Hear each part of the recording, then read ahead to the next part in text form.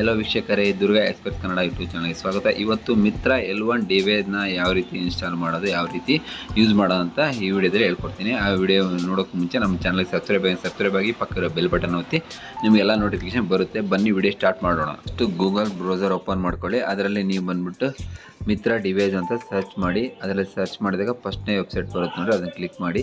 Click ಮಾಡಿದಾಗ ಈ ರೀತಿ ಓಪನ್ ಆಗುತ್ತೆ. ಅದರಲ್ಲಿ ಮಿತ್ರ L1 ಅಂತಿದೆ, ಅದನ್ನು ಸೆಲೆಕ್ಟ್ ಮಾಡ್ಕೊಳ್ಳಿ. ಸೆಲೆಕ್ಟ್ ಮಾಡ್ಕೊಂಡಲ್ಲಿ ಅದರಲ್ಲಿ ಡಿವೈಸ್ ಅಂತ ತೋರಿಸ್ತಾರೆ, ಆ ಡಿವೈಸ್ಗೆ ಕ್ಲಿಕ್ ಮಾಡಿ. ಅಲ್ಲಿ ಡೌನ್ಲೋಡ್ ಐತೆ, ಡೌನ್ಲೋಡ್ ಮಾಡ್ಕೊಳ್ಳಿ.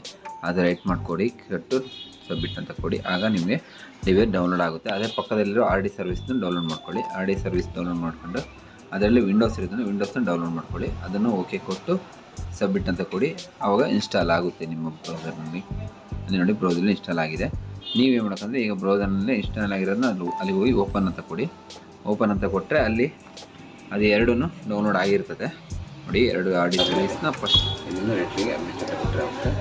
ನಾನು ಆಗುತ್ತೆ ಕೊಟ್ಟರೆ ಆಗುತ್ತೆ. ಅಲ್ಲಿ ನಾನು ಆಲ್ರೆಡಿ ಇನ್ಸ್ಟಾಲ್ ಮಾಡಿ ಇನ್ನಷ್ಟು ಈ ಥರ ಕೊಟ್ಟರೆ ಎಸ್ ಅಂತ ಕೊಟ್ಟರೆ ಆಯಿತು. ಅಲ್ಲಿ ನಾನೆಲ್ಲ ಮಾಡಿ, ಹಾಗಾಗಿ ನಾನು ಓದ್ತಾ ಇದ್ದೀನಿ. ಮುಂದೆ ಏನಂತ ನಾನು ವಿಡಿಯೋ ತೋರಿಸ್ತೀನಿ, ಬನ್ನಿ. ಓಕೆನಾ?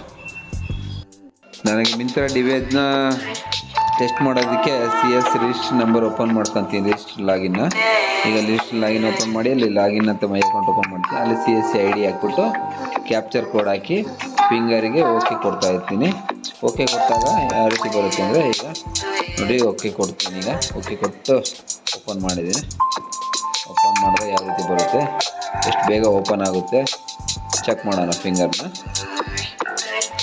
ಎಲ್ಲ ಮಿಂತ್ರ ಡಿವೈಸರ ಅಲ್ಲೇ ಇನ್ಸ್ಟಾಲ್ ಆಗಿದೆ ನನ್ನದ್ರಲ್ಲಿ.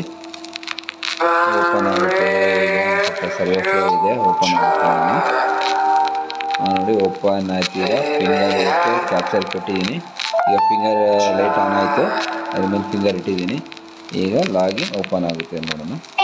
ನೆಟ್ವರ್ಕ್ ಪ್ರಾಬ್ಲಮ್ ಇದ್ದರೆ ಸ್ಲೋ ಆಗುತ್ತೆ ನೋಡಿ. ಓಪನ್ ಆಯಿತು ನೋಡಿ. ಈ ರೀತಿ ಓಪನ್ ಮಾಡೋದು. ಇನ್ನು ಹೆಚ್ಚಿನ ವೀಡಿಯೋಗಾಗಿ ನಮ್ಮ ಚಾನಲ್ ಸಬ್ಸ್ಕ್ರೈಬ್ ಆಗಿ